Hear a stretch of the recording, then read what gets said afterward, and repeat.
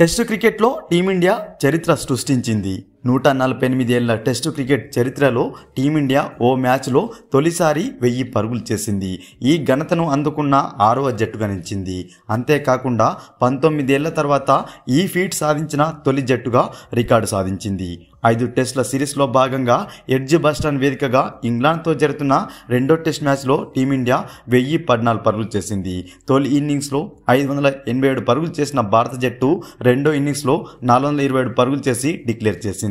ఇక తొలి ఇన్నింగ్స్లో డబుల్ సెంచరీ చేసిన కెప్టెన్ శుభ్మన్ గిల్ రెండో ఇన్నింగ్స్లోనూ భారీ శతకంతో ఆకట్టుకున్నాడు. ఈ మ్యాచ్లో టీమిండియా 1014 పరుగులు చేయగా తమ రికార్డును అయితే మెరుగుపరుచుకుంది. గతంలో ఈ రికార్డు అనేది భారత జట్టు 916 పరుగులతో ఉంది.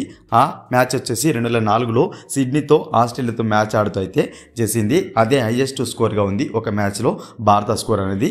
తాజాగా ఎడ్జ్బాస్టన్ పైన ఇంగ్లాండ్తో మ్యాచ్లో 1014 పరుగులు చేసి 6వ జట్టుగా నిలిచింది. గతంలో 1930లో ఇంగ్లాండు, 1934, 69లో ఆస్ట్రేలియా, 2006లో పాకిస్తాన్, 1939లో సౌత్ ఆఫ్రికా మాత్రమే 1000కి పైగా ఒక మ్యాచ్లో పరుగులు చేసిన జట్టుగా ఉంటే తాజాగా 1000కి పైగా పరుగులు చేసిన 6వ జట్టుగా టీమిండియా నిలిచింది. ఇంగ్లాండ్ ముందు భారత జట్టు అయితే భారీ టార్గెట్ అయితే ఉంచగా చేజింగ్లో ఇంగ్లాండ్ జట్టు ఆదిలోనే 3 వికెట్లు అయితే కోల్పోయింది. ఆట ముగిసే సమయానికి 3 వికెట్ల నష్టానికి 72 పరుగులు అయితే చేసింది. ఇక చివరి రోజు ఇంగ్లాండ్ జట్టు దాదాపుగా 536 పరుగులు అయితే చేయాల్సి ఉంది.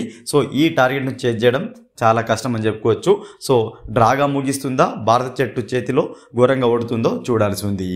ఫ్రెండ్స్, ఈ వీడియో కనుక నచ్చినట్లయితే లైక్ చేసి షేర్ చేయండి. మరొక ఇంట్రెస్టింగ్ వీడియోతో మీ ముందుంటాను ఫ్రెండ్స్.